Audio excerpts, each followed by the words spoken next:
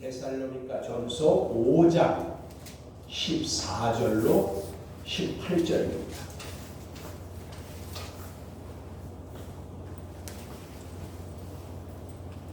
제가 봉독합니다.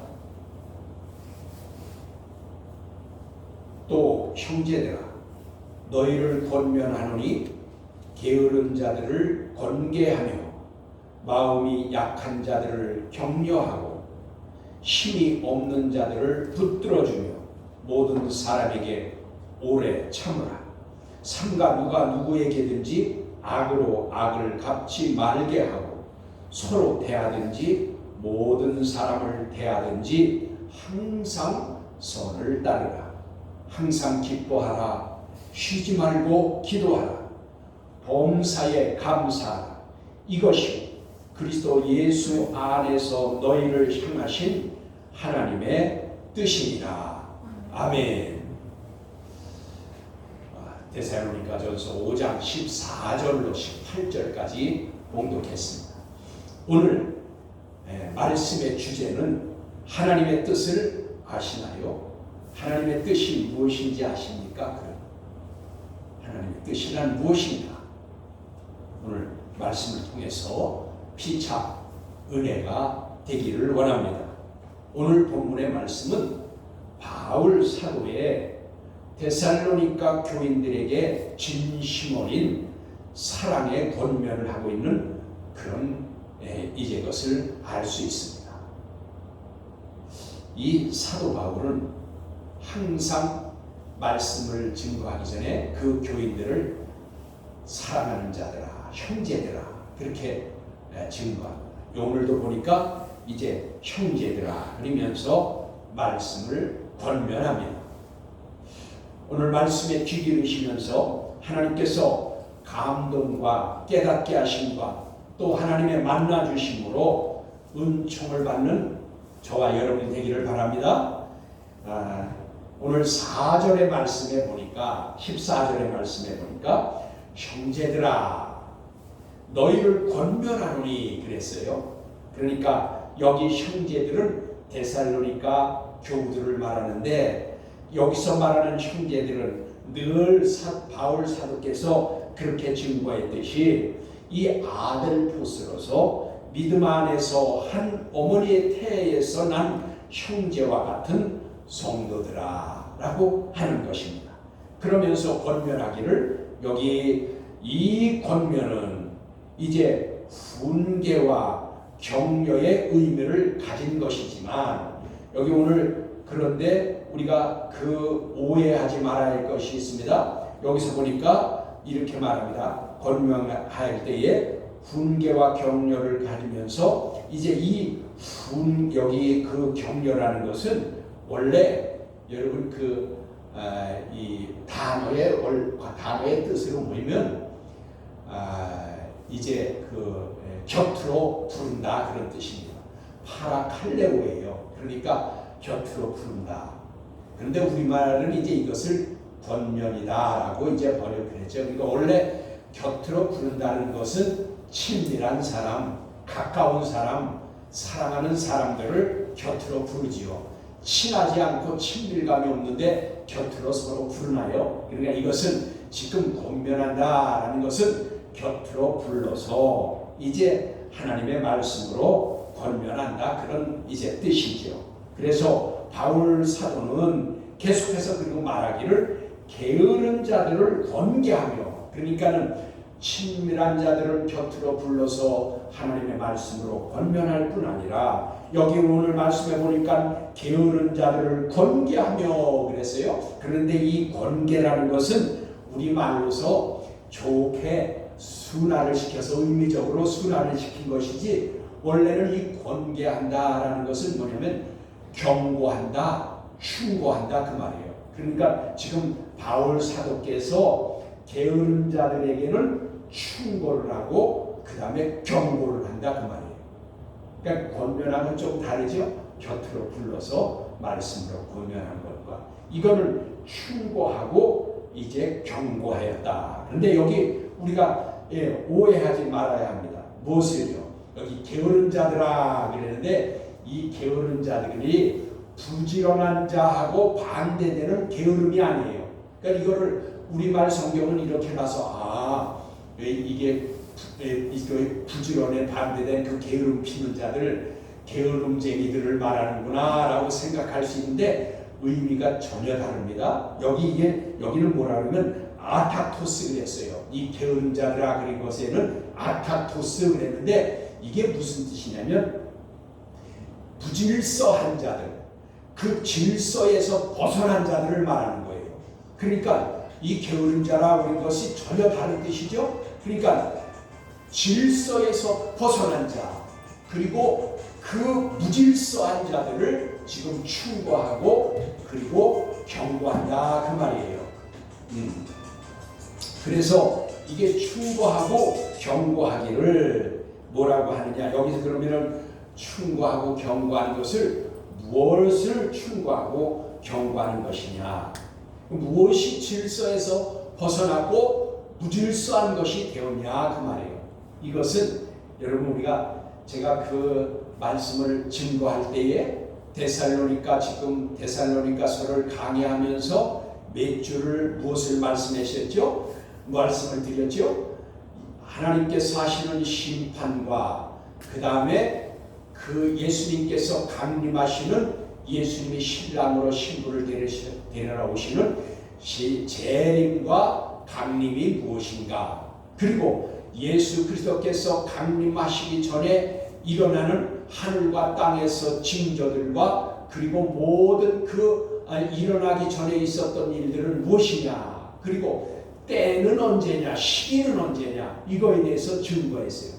그랬더니 오늘 지금 데살로니가전서 5장 14절로 18절의 말씀에서 이 게으른 자들이라 라고 한 것은 아타토스는 뭐냐면 질서에서 떠난 자들 그리고 무질서한 자들인데, 이것이 왜 여기에 기록하셨느냐 하면은 이제 주님께서 강림하신다고 그러니까, 신랑으로 신부를 데리러 오신다고 그러니까 주님이 금방 오실 줄 알고 일도 안 하고 그냥 먹고 노는 자들이 있었단 말이에요. 일 안 하고 주님이 오실 건데 금방 주님이 강림하실 텐데 무슨 일을 하냐라고 해서 일도 안 하고 그냥 주님이 오실 것을 기다리고 먹고 노는 자들이 있었다 그 말이에요.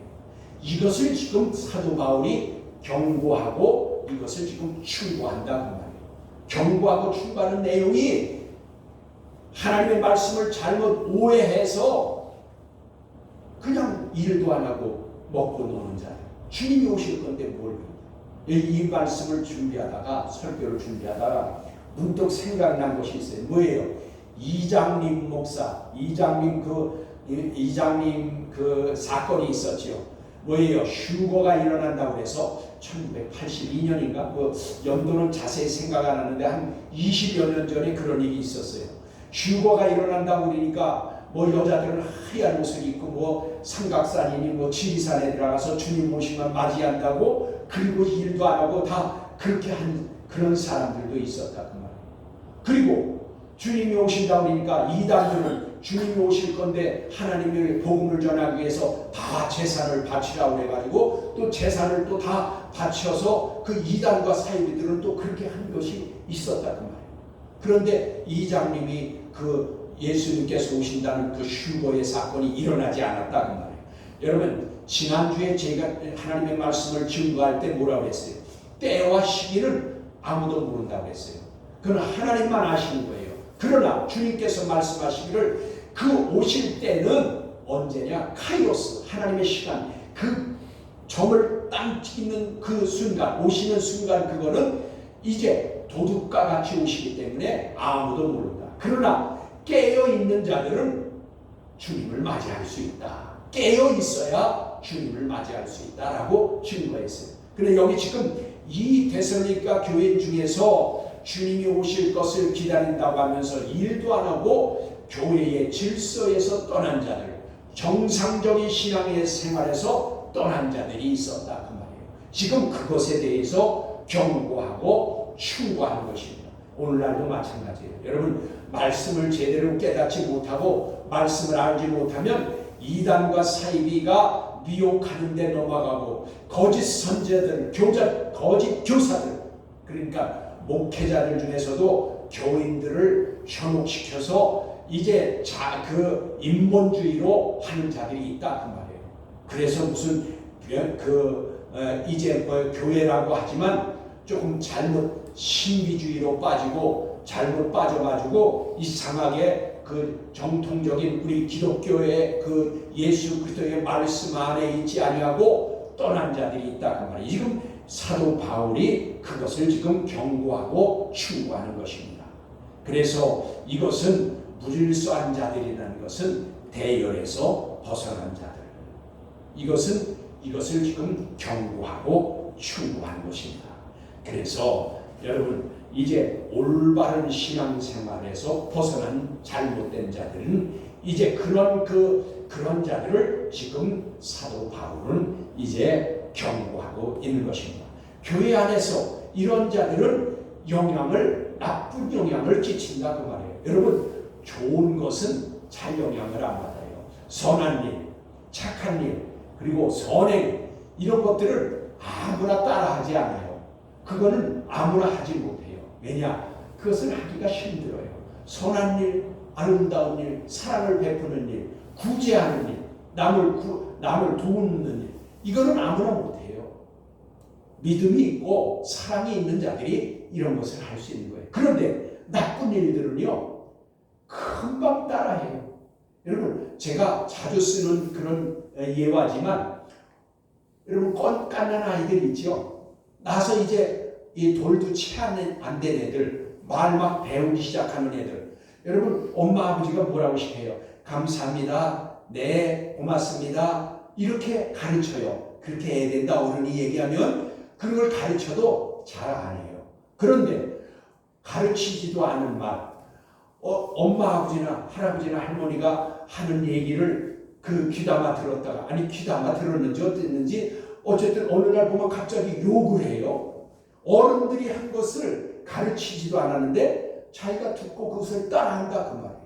선한 일, 아름다운 일을 가르쳐도 잘 안 하는데 나쁜 일은, 나쁜 말, 욕 같은 거는 금방 따라한다. 이게 오늘 이 말씀이에요. 좋지 않은 일들이 교회 안에서 일어날 때에 그것이 숫자는 적을지라도 그 영향이 많이 미친다 그 말이에요. 지금 사도 바울은 그것을 지금 말하는 거예요. 올바른 신앙생활에서 떠나서 그 대열에서 이탈해서 그것을 정상적인 그런 신앙생활이 아닌 것이 교인들에게 미치는 영향이 크다 그 말이에요. 그래서 오늘날도 여러분, 저와 여러분은 내일 예수 그리스도가 오신다고 할지라도, 내일 주님이 신랑으로 신부를 데린다 오신다 할지라도 우리는 신실한 정상적인 믿음의 삶을 살아야 된다 그 말이에요. 정상적인 생활을 해야 된다 그 말이에요. 주님이 내일 오시더라도. 그런데 여기는 지금 이러한 자들은 교회에 미치는 영향이 나쁜 영향을 미치기를, 그들은 주님이 오실 건데 무슨 일을 하느냐, 먹고 마시는 일에, 그냥 놀고 먹는 일에 이들이 그렇게 있었다 그 말입니다. 그래서 6절에 보니까 형제들아, 여기 보니까 우리 주 예수 그리스도의 이 말씀과 연결돼서 우리가 한 절을 찾아보겠습니다. 바울 사도께서 충고한 것이 왜 그랬냐? 6절의 말씀을 보는데 데살로니가 후서 3장 6절입니다. 지금 데살로니가 전서 5장인데 그 후서 3장 6절입니다. 두 장만 넘어가면 거기 3장 6절, 데살로니가 후서 3장 6절 있어요. 거기에 뭐라고 말씀하셨냐? 6절입니다. 이렇게 말씀하십니다. 형제들아, 우리 주 예수 그리스도의 이름으로 너희를 명하노니 게으르게 행하고, 여기 게으르가 바로 게으르다라고 한 것이 아타토스, 똑같은 말이에요. 무질서하고 질서에서 떠난 자들 그 말이에요. 그런 자들, 즉 아타토스, 그 게으르고 행하고 우리에게 받은 전통대로 행하지 아니하는 모든 형제에게서 떠나라. 이게 무슨 말이에요? 그러니까 우리에게서 받은이라는 것이 뭐예요? 사도 바울이 증거한 복음을 말하는 거예요. 하나님의 말씀을 말하는 거예요. 그러니까 내일 예수님이 오시더라도 신실한 믿음의 삶을 살아야 하는 그런 정상적인 신앙생활에서 떠나서 여기 보니까 전통대로 하지 아니하는 모든 형제에게서 떠나라. 즉 이와 같이 무질서한 자들, 신앙의 생활에서 올바른 생활에서 이탈한 자들에게서는 떠나라. 그런데 이 떠나라는 것이 뭐냐면 그들은 사귀지 말라, 상대하지 말라 그 말이에요. 그런 자들. 교회 안에도 이런 사람들이 있다 그 말이에요. 상대하지 말아야 할 자들, 사귀지 말아야 할 자들이 교회 안에도 있다 그 말이에요. 그래서 정상적인 신앙생활, 올바른 신앙생활을 하는 자들과 아델포스, 그것은 한 형제의 사랑을 나눌지라도 이와 같이 이제 무질서하고 질서에서 떠난 자들을 사귀지 말라 그 말입니다. 그리고 11절에 지금 거기 6절을 보셨죠? 그러면 11절에는 뭐라고 그러시냐? 우리가 들은즉 너희 가운데 게으르게, 이것도 아탁도스예요. 이 게으름도요, 이게 게으른 것이 아니라 부지런함과 반대되는 게으름이 아니라 아까 말했듯이 질서에서 떠나고 무질서한 자들을 행하여, 게으르게 행하여 도무지 일하지 아니하고 일만 만드는 자들이라. 그러니까 이들은 일하지 않고 여기 일만 만든다. 그런데 이 말은 뭐냐면 말썽만 부리는 자들이라 그 말이에요. 정상적인 신앙생활을 하는 자들에게 나쁜 영향을 미치는 자들이라 그 말이에요. 교회 안에도 이러한 사람들이 있으니 우리가 분별해야 된다 그 말이에요. 그래서 이러한 사람들을 사귀지도 말고 그들을 가까이 하지 말라 그 말입니다. 그런가 하면 반면에 여기 그 다음에 말씀해 보니까 오늘 본문으로 돌아가서 그 다음에 말씀해 보니까 마음이 약한 자들은 격려하고, 여기 마음이 약한 자들 그랬는데 원문의 뜻은 뭐냐면 겁 많은 자들입니다. 겁먹은 자들.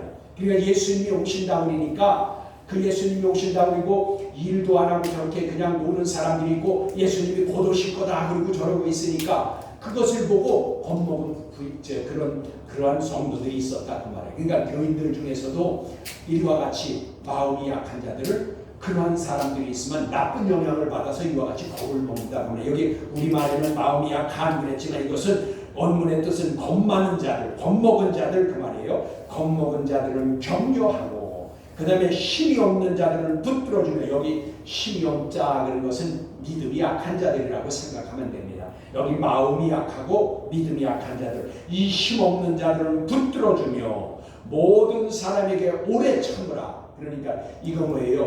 그럴수록 믿음으로 인내하라 그 말이에요. 우리가 하나님의 말씀을 보면 믿음과 인내는 항상 그게 연결이 되어 있어요. 그래서 성도는 항상 믿음으로 인내를 해야 됩니다. 이런 가운데서도 항상 오래 참는다. 믿음으로 인내하라 그 말입니다. 우리는 어떠한 신앙생활의 환경 가운데서도 이와 같이 오래 참아야, 인내해야 되는 것입니다. 그리고 바울 사도는 계속해서 권면하기를 누가 누구에게든지 악으로 악을 갚지 말게 하며, 그러니까 여러분 악으로 악을 갚는 것은 하나님께, 즉 이것은 하나님께 맡겨야 되고 우리 스스로는 악한 자라도 악으로 갚지 말라 그 말입니다. 여기 뭐라고 했어요? 악으로 악을 갚지 말게 하려 그랬어요. 이것은 그러니까 목회자는 그것을 가르치고 증거해야 된다 그 말이에요. 이것은 여기 본인이 악으로 악을 갚지 말라 그렇게 하는 것이 아니라 갚지 말게 하려 그랬으니까 이제 목회자는 이것을 가르쳐야 된다 그 말이에요. 악한 것은 악한 것으로 되갚지 말도록 가르치고 말씀을 증거해서 그렇게 하지 말게 하라 그 말입니다. 그래서 여러분 악한 자에게는 악한 것을 하나님께 맡기십시오. 하나님께서 그들을 심판, 즉 심판하신다 그 말입니다. 그리고 여기 보니까 또 뭐라고 했어요? 서로 간에 믿음의 형제들을 대할 때에, 여기 보니까 서로 간에 믿음의 형제를 대할 때, 아들포스입니다. 그러니까 성도들 간에 서로 성도를 대할 때 항상 선을 따르라고 했어요. 여기 항상 선을 따르라. 항상 선을, 이 항상은 반토태인데 어떤 것이냐, 이것은 어떠한 환경에서도 그 말이에요.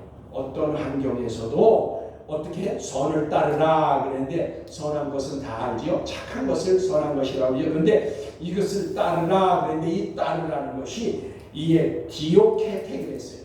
디오케테.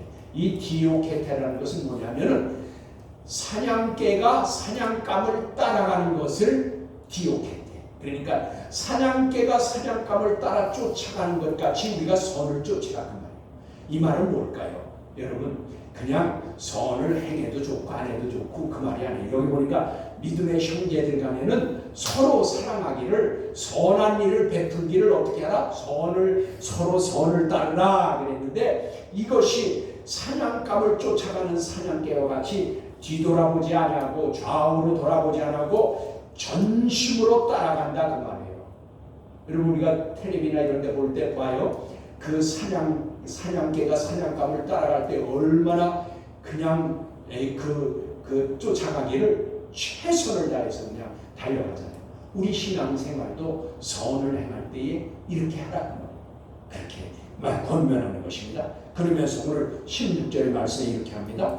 항상 기뻐하라. 그러니까 항상 선을 따를 뿐 아니라 항상 기뻐하라 그랬는데, 이 항상 기뻐하라도 판토테, 즉 이것은 어떠한 환경에도 지배당하지 말고 기뻐하라. 이게 무슨 뜻일까요? 여러분, 기뻐할 일이 있을 때 기뻐하는 것은 누구나 다 합니다. 그러나 여기서 항상 기뻐하라는 것은 어떠한 환경이 어떻게 나쁘더라도 악조건이더라도 그 환경의 지배를 받지 말고 기뻐하라는 거예요. 그러니까 이것은 영적인 기쁨이겠죠. 육신적으로 생각하면 어떻게 슬픈 일을 당하고 어떻게 기분 나쁜 일이 있고 어떻게 화나는 일이 있는데 기뻐하겠냐, 그렇게 할 수 있죠. 그러니까 여기서 이 기뻐하는 것은, 우리가 이 기쁨은 이제 육신적인 거나 세상적인 그 기쁨을 말하는 것이 아니라 우리가 영적인 믿음의 상태를 말하는 겁니다. 그러니까 우리에게 아무리 환경이 나쁘고 조건이 안 좋다 할지라도 기뻐할 수 있는 영적인 기쁨이 있어야 된다 그 말입니다. 그러려면 우리는 이제 힘든 일이 있더라도, 그리고 기뻐할 수 없는 일이 있을지라도 영적 자유함을 누릴 수 있는, 영적 기쁨을 누릴 수 있는 저와 여러분이 되어야 하는 것입니다.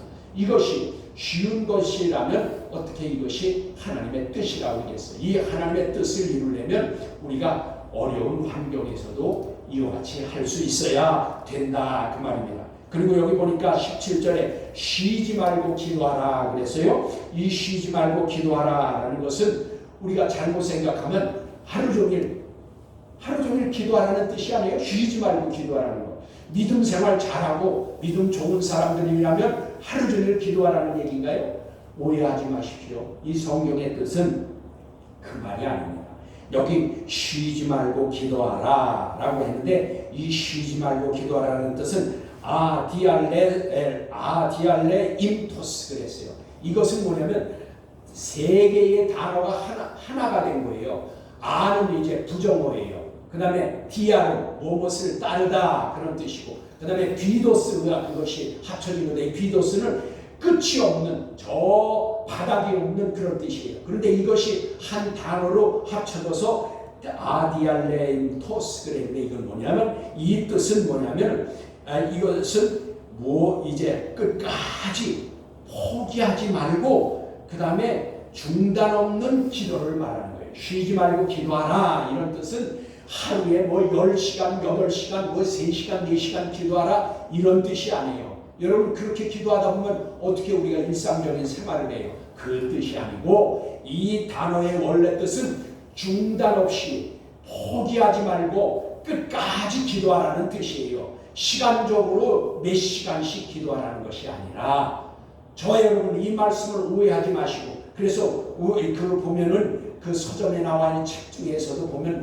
8시간을 기도했다니 10시간 기도했다니 그러면서 자랑하는 책이 있어요. 그거는 개인의 자랑일 수가 있어요. 물론 그렇게 기도하는 것이 쉬운 건 아니에요. 그러나 그 기도하는 중심이 뭐냐는 것이에요. 기도를 오래 했다고 해서 하나님이 들어주시고, 기도를 오래 했다고 해서 믿음이 좋은 사람이 아니라, 여기 말씀대로 지금 주님 하나님께서 말씀하시는 대로 포기하지 말고 낙심하지 말고 끝까지 기도하라 그런 뜻입니다. 그러니까 여러분, 저와 여러분은 이 말씀을 바로 깨달아서 내가 하루에 30분만 기도한다, 1시간 기도한다, 아니 10분밖에 기도 못한다. 그래서 기도의 짧고 길음을 얘기하는 것이 아니라 그 중심이, 우리의 중심이 뭐냐 그 말이에요. 믿음으로 하나님 앞에 기도할 때에 포기하지 말고 낙심하지 말고 끝까지 응답받을 때까지 기도하라, 그런 뜻이지요. 그러니까 여러분, 그러나 기도는 하나님과의 교통하는 그런 영적인 교제니까 시간이 있을 때마다 삶 가운데서 차를 타고 가다도 눈을 뜨고라도 잠자기 전에 깨어났을 때에 일하는 중에도 우리가 묵상으로 기도할 수 있어요. 그런 것들은 우리가 숨을 쉬듯 호흡을 하듯 그런 기도가 필요합니다. 그러나 여기서 오늘 말하는 것은 어떠한 기도를 할 때에 하나님 앞에 간구함의 기도가 있을 때에 포기하지 말고 낙심하지 말고 그 다음에 중단 없이 끝까지 기도하라, 그런 뜻입니다. 그래서 여기 저와 여러분은 이것을 연결해서 성경에서 말씀하시는 것을 대답을 얻어야 돼요. 누가복음 18장 1절과 8절을 한번 보시겠습니다. 126페이지, 신약성경 126페이지를 한번 보세요. 그러면 거기에 이 오늘 말씀과 중단 없는 기도, 포기하지 않는 기도가 뭔지 알 수 있습니다. 거기 누가복음 18장 1절에 보면 이렇게 말씀하십니다. 예수께서 그들에게 항상 기도하고 낙심하지 말아야 할 것을 비유로 말씀하여 이르시되, 그런데 여기 보니까 항상 기도하고 낙심하지 말아요. 그러니까 여기 낙심 없이 기도해야 된다 그 말이에요. 이게 지금 아까 말했듯이 쉬지 말고 기도하라 라는 것에 연결된 것이라고 합니다. 낙심하지 말고 항상 기도하라 그 말이에요. 그때에 기도하여 그 말씀하여 이르시되, 그러면 8절을 보겠습니다. 그 밑에 8절 이렇게 말씀하십니다. 내가 너희에게 이르노니 속히 그 원한을 풀어주리라. 여기 보니까 내가 너희에게 이르노니 속히 그 원한을 풀어주리라. 그러면 2절부터 7절에 무슨 말씀이 있냐면 어떠한 여인이 억울한 일을 당했는데 그것을 하소연할 길이 없어요. 그래가지고 재판장을 찾아가서 그 내 억울한 내 이 원한을 풀어달라고 부탁을 했지만 재판장이 들어주지를 않아요. 그런데 이 여인은 포기하지 아니하고 낙심하지 아니하고 매일 찾아가는 거예요. 매일 재판장을 찾아가서 내 억울한 원한을 좀 풀어달라고 계속 찾아가는 거예요. 그랬더니 이 재판장이 생각하기를, 야, 거기 그렇게 말씀이 있어요. 내가 하나님도 두려워하지 않는데 저 여인이 매일 나를 찾아와서 귀찮게 하니 내가, 요즘 말로 하면 내가 스트레스 받아서 못 살겠다, 그런 뜻이에요. 내가 저 여인이 나를 귀찮게 하니 내가 그 부탁을 들어줘야 되겠다 라고 해서 그 부탁을 들어줍니다. 원한을 풀어줍니다. 억울한 일을 풀어줍니다. 그래서 오늘 8절의 말씀이 그거예요. 내가 너희에게 이르노니 속히 그 원한을 풀어주리라. 그러니까 뭐예요? 이 말은 너희들이 쉬지 말고 기도하라라는 뜻은 낙심하지 말고 포기하지 말고 끝까지 기도하라 그 말이에요. 그 기도를 포기하거나 낙심하지 말라고 합니다. 그런데 그 다음 하반절에 뭐라고 해서 오늘 8절 하반절에 그러나 인자가 올 때에 세상에서 믿음을 보겠느냐 그랬어요. 인자가 올 때에 세상에서 믿음을 보겠느냐. 여기도 오해하지 마세요. 여러분, 여기서 내가 올 때에 믿음을 보겠느냐 그러니까 예수님이 오실 때가 되면, 신랑으로 신부를 데리러 오실 때 강림하실 때가 되면 믿는 자들이 없어서 내가 믿는 믿음을, 여기 내가 그 믿음을 보겠느냐라고 하신 것 같이 그렇게들 오해하는 부분이 많이 있다 그 말이에요. 그래서 말세가 되면 믿는 자를 보겠느냐 하라고 그랬는데 여기 이 뜻은 그게 아닙니다. 오늘 말씀과 연결이 되는 거예요. 다시 말하면 이 여인과 같이, 억울한 일을 당한 이 여인과 같이 재판장이 들어주지 않더라도 매일 찾아와서 그 억울함을 호소한 그 여인과 같이 믿음의 기도를 쉬지 아니하고 낙심하지 아니하고 절망하지 아니하고 포기하지 아니하고 끝까지 기도하는 그 사람을 보겠느냐 그 말이에요. 그러니까 여러분, 우리는 기도하다가 포기하고 낙심하는 사람이 많다 그 말이에요. 지금 주님이 하시는 말씀은 내가 올 때에 세상에서 믿음을 보겠느냐 하는 것은 이 여인과 같이 기도가 응답되지 않는다고 쉽게 포기하고 쉽게 낙심하고 쉽게 절망해서 포기하지 말라 그 말이에요. 이 여인이 매일 재판장을 찾아가서 억울함을 호소할 때 그 재판장이 나를 귀찮게 하니 내가 저 여인을 들어줘야 되겠다라고 해서 그 원한을 풀어줬다. 지금 주님도 내가 너희에게 이르노니 속히 그 원한을 풀어주리라. 주님께서도 그렇게 말씀하시잖아요. 그러면서 끝까지 포기하지 아니하고 낙심하지 않고 기도하는 자들이 있게 되냐 그 말이에요. 그게 힘들다. 그러니까 우리는 이 말씀을 깨달았으니 여러분, 저와 여러분이 하나님 앞에 기도할 제목이 있으면 낙심하거나 실망하고 포기하지 말고 끝까지 기도하라 그 말입니다. 그래서 여기 이 성숙한 우리 신앙인들은 기도할 때에 이와 같이 낙심하고 포기하고 절망하지 말아야 됩니다.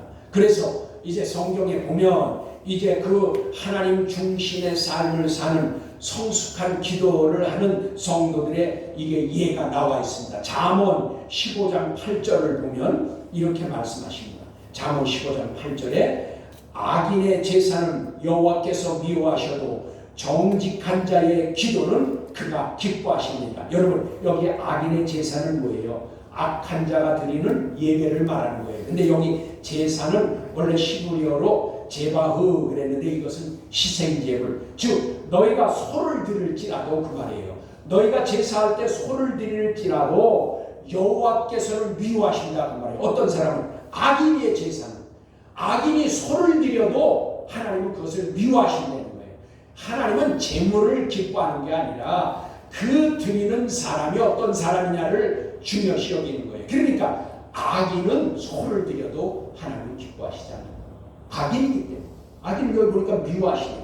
그리고 정직한 자의 기도는 그가 기뻐하십니다. 여러분, 정직한 자는 예물이 없어서, 즉 신실한 믿음에 있는 사람은 재물이 드릴 것이 없어서 재물을 못 드린다 할지라도 그가 정직한 자면, 믿음의 사람이라면 그 기도는 주께서 기뻐하신다 그 말이에요. 또 우리가 잠언 28장 9절에 보면, 잠언 28장 9절에 보면 이렇게 말씀하십니다. 사람이 귀를 돌려 율법을 듣지 아니하면, 이 말 뭐야? 사람이, 이건 믿는 사람을 말하는 거예요. 믿는 사람이 귀를 돌려서, 그러니까 왜 귀를 돌릴까요? 말씀을 듣지 않으려고 귀를 돌린다 그 말이에요. 그러니까 믿는 사람이 말씀을 듣지 않으려고 귀를 돌려서 율법을 듣지 아니하면, 여기 율법을 듣는다, 이 듣다 샤마예요. 이건 뭐예요? 이 샤마 듣는다는 것은 우리하고 정서가 달라요. 시브리어 샤마 듣는다, 이거는 말씀을 듣고 순종하는 것까지가 샤마예요. 그러니까 이 말씀을 다시 말씀드리면, 믿는다고 하면서도 율법의 말씀을 듣고 순종하지 않은 자는 귀를 돌린 것과 같아서 그 기도는 가증한 것입니다. 하나님이 그 기도를 가증스럽게 여긴대요. 여기 가증하다 그런 것은 토에바 그랬는데, 이 토에바는 뭐예요? 혐오스럽게 생각한다는 말이에요. 그러니까 이 말씀은 뭐예요? 여러분, 믿는 사람들이 기도한다고 해서 그것을 다 하나님이 기뻐하시는 게 아니라 그 말이에요. 이 악한 자들, 즉 말씀을 들어도 순종하지 아니하고 말씀을 듣고 들을 때에 귀를 돌려 그 말씀을 듣고 순종하지 않으면서도 기도하면 하나님께서 그 기도는 혐오스럽게 생각한다 그 말이에요. 그러니까 우리가 이 말씀을 깨닫고 저와 여러분은 우리가 신실한 믿음의 삶을 살아야 합니다. 그리고 시편 34편 15절에 보면, 시편 34편 15절에 보면 이렇게 말씀하십니다. 여호와의 눈은 의인을 향하시고 그의 귀는 그들의 부르짖음에 귀를 기울이시는도다. 여호와의 눈, 하나님께서는 하나님의 눈은 어디를 향하시고 있어요? 의인을 향하고 계신데요. 그러니까 하나님의 눈은 우리 의인이 누구예요? 말씀을 따라 믿음으로 사는 자들이 의인이에요. 하나님의 말씀이 의예요. 의의 말씀이에요. 근데 그 의의 말씀을 따라 순종하는 자들은 하나님이 늘 눈을 향하고 계신대요. 지켜보고 계신다 그 말이에요. 하나님이 늘 동행하시고 보호하시고 인도해 주신다 그런 뜻이죠. 그래서 의인을 향하시고 그의 귀는 그의 부르짖음에 귀를 기울이시는 거다. 그러니까 하나님께서는 우리를 지켜보시고 눈을 향하실 뿐 아니라 귀로서는 우리의 부르짖는 기도와 간구를 들으신다 그 말이에요. 누구에게요? 여호와의 눈. 어떤 자들에게요? 의인에게.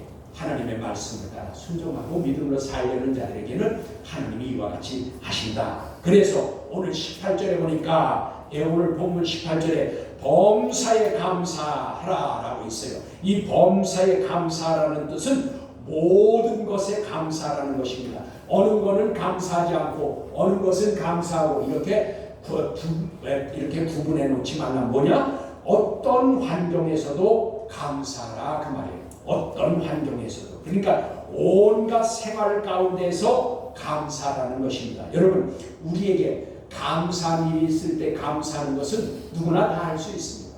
기분 좋을 때 감사하고 기뻐하는 것은 누구나 다 할 수 있습니다. 그런데 여기 보니까 이 범사에 감사라는 것은 모든 일에 감사라는 거예요. 그러니까 우리에게 안 좋은 일이 있어도 내가 기분 나쁜 일이 있어도 감사할 수 있어야 된다는 것입니다. 왜냐? 이 감사는 이제 쉽지 않은 것이기 때문에 지금 그렇게 하라고 권면하는데 누구든지 이렇게 감사하기가 쉽겠습니까? 여러분, 기분이 나쁘면 사람은 기분이 나쁜 것이 표현되고 기분이 안 좋으면 그것이 얼굴에 드러나고 사람에 따라 다릅니다.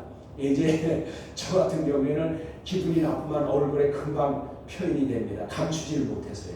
근데 어떤 사람은 속으로는 기분이 나쁜데 안 그런 척하고 얼굴에 표도 안 나는 사람들이 있어요. 철판을 깔았는지 그게 나타나지 않는 사람이 있어요, 진짜. 우리가 사람을 상대하는 건데 여기 오늘 말씀은 범사에 감사라는 것입니다. 우리가 좋은 일에 뿐만 아니라 우리에게 안 좋은 일이 있을지라도 감사라는 것이에요. 왜요? 여기 감사라. 그럼에도 불구하고 그런 말이에요. 우리 믿는 자들은 그럼에도 불구하고 감사라는 것입니다. 그럼에도 불구하고. 그러면 하나님께서 이 모든 것에 감사할 수 있는 그 사람에게 하나님이 그 사람이 하나님의 뜻을 이루는 것이다 그 말이에요. 그래서 여기 보면 이제 이 말씀을 드리면 우리가 항상 선을 따라야 하고 그 다음에 항상 기뻐하고 그리고 포기하지 말아야 되고 모든 생활 가운데 감사해야 됩니다. 그러면 여기 하나님의 뜻이라 그랬는데 여러분, 이 하나님의 뜻이 뭘까요? 하나님의 뜻에는요 딜레마와 분레가 있어요. 그러니까 우리를 향하신 하나님의 뜻이 항상 기뻐하고 선을 따르고 쉬지 말고 기도하고 범사에 감사라 그래서 이것이 하나님의 뜻이라고 했는데 이 뜻이라는 게 과연 뭐냐? 뜻은 두 가지가 있어요. 하나님의 뜻은 딜레마와 분레가 있는데 오늘 여기에 말씀은 딜레마예요. 여기 오늘의 감사 하나님의 뜻이라는 게 그러면 딜레마는 뭐냐? 이 딜레마는 우리가 하나님께 이루어 드려야 할 뜻이에요. 그러니까 여기 항상 선을 쫓으라, 항상 기뻐하라, 쉬지 말고 기도하라, 범사에 감사하라. 이거는 우리가 하나님께 이루어 드려야 할 뜻이야 그 말이에요. 여러분, 그러니까 이거는 남이 하는 것이 아니고 하나님께서 해주시는 게 아니고 내가 하나님께 그렇게 해야 된다 그 말이에요. 이것이 딜레마의 뜻이에요. 물론 성경에 보면 항상 그런 건 아니에요. 그러나 대부분이 딜레마는 우리가 하나님 앞에 그렇게 해야 될 뜻이고 그 다음에 아까 뭐 있다고 그랬죠? 분레라는 뜻이 있어요. 이것은 이 분레라는 하나님의 뜻인데 이것은 우리가 해드려야 할 뜻이 아니에요.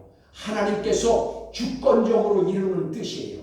하나님이 주권적으로 이루시는 뜻이 있다 그 말이에요. 그것이 분레라는 거예요. 그러면 그것이 무엇일까요? 물론 성경에 여러 가지가 하나님이 주권적으로 이루는 뜻이 있는데 그 중에 무엇이 있나요 하면 그것은 예수 그리스도를 이 땅에 구세주로 보내주셔서 그 예수 그리스도가 십자가에서 못 박혀 돌아가시게 하고 그 예수 그리스도가 우리의 구원자가 되게 하신 것은 하나님의 뜻이라 그 말이에요. 우리 누가 예수 그리스도를 하나님의 아들을 보내달라고 기도한 사람 없다 그 말이에요. 그렇게 한 자 없다 그 말이에요. 이거는 하나님이 주권적으로 보내주시고 이 주권적으로 이루시는 뜻이다 그 말이에요.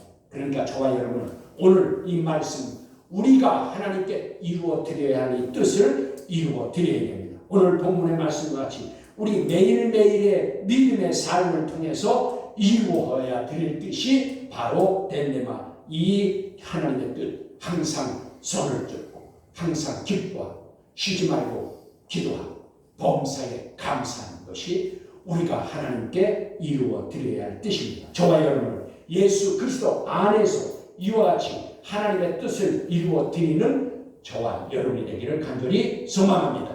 기도하시겠습니다.